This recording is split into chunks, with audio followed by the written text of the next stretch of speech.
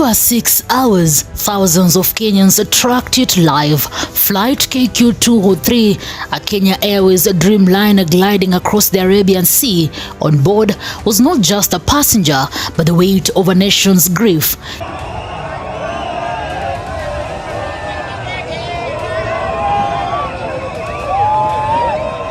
Inside its cabin rested the body of Raila Odinga, Kenya's most enduring political figure. At 9:28 a.m., the aircraft broke through the morning haze above Nairobi. Moments later, its wheels kissed the tarmac of Jomo Kenyatta International Airport, a historic homecoming that froze an entire country in silence. Immediately upon touchdown, Kenya Airways made a symbolic gesture. KQ203 was officially renamed KQ Rao 001 in memory of the man whose initials Rao has come to symbolize resilience, opposition, and the long march to democracy.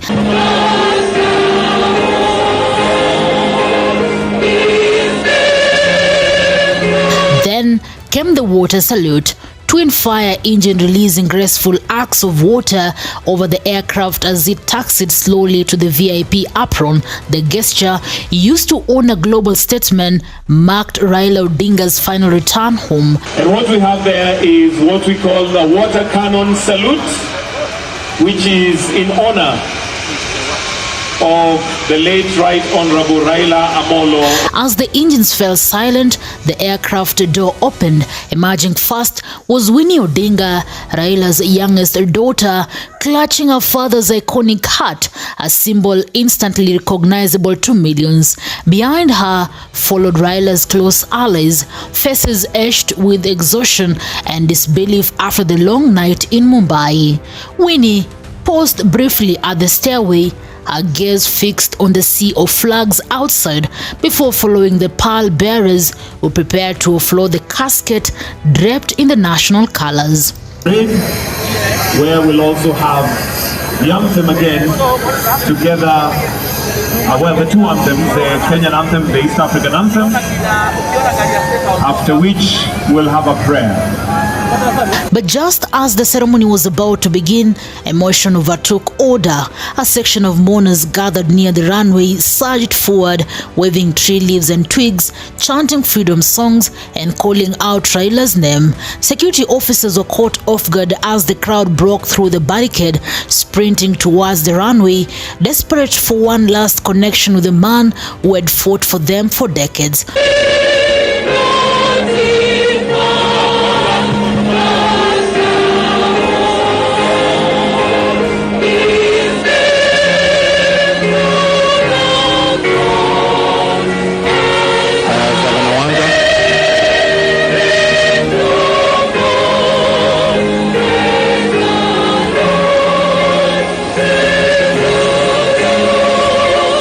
For several tense minutes, confusion reigned. Some mourners knelt, others wept uncontrollably.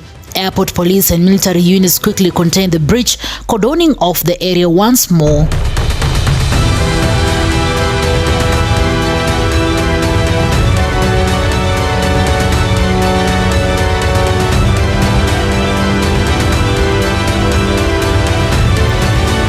As calm returned, the military lined up in two precise rows. The flag-draped casket was lowered from the plane and placed gently on the red-carpeted platform. On the tarmac stood President William Ruto, former President Uhuru Kenyatta, and Deputy President Kithure Kindiki, together with senior government officials and members of Odinga family. For the first time in years, Kenya's political divide stood side by side, united by respect of a man whose shadow had loomed over every election since 1997.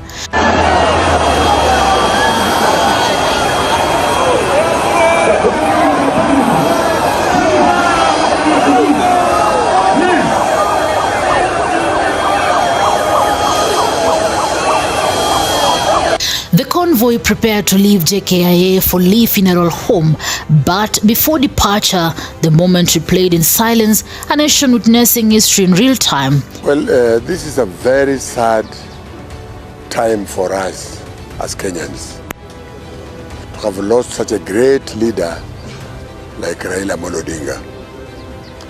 What Raila did for this country I don't even have time to tell people because everybody knows. And you can see how the country went at standstill yesterday when they heard that Raila had died.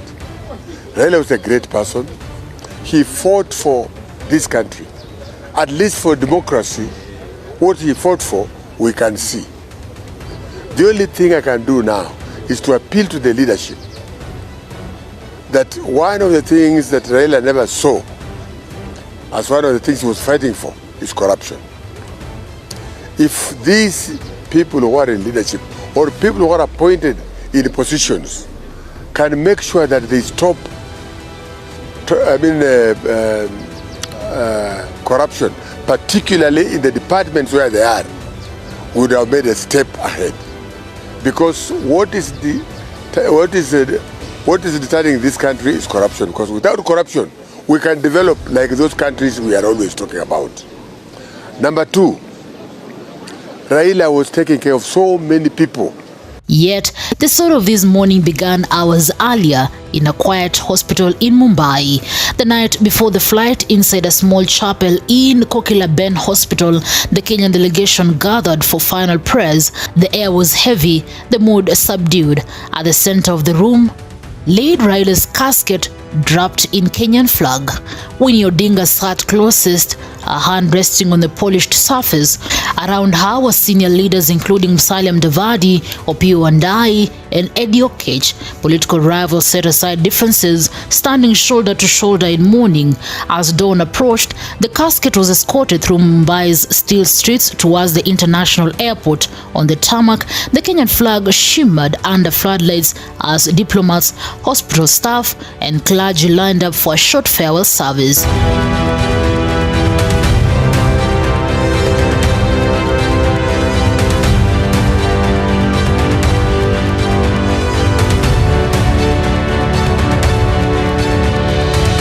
And now, as the renamed KQ 001 rests at JKIA, Kenya stands at a crossroads between memory and legacy. The man who spent his life fighting for freedom is finally home, his body carried by the same skies he once dreamed would unite Africa. In the hush that followed the anthem, one truth lingered. Raila Odinga may have landed for the last time, but his journey with Kenya is far from over. Newsroom, Maisha TV, reader Kering Chebet.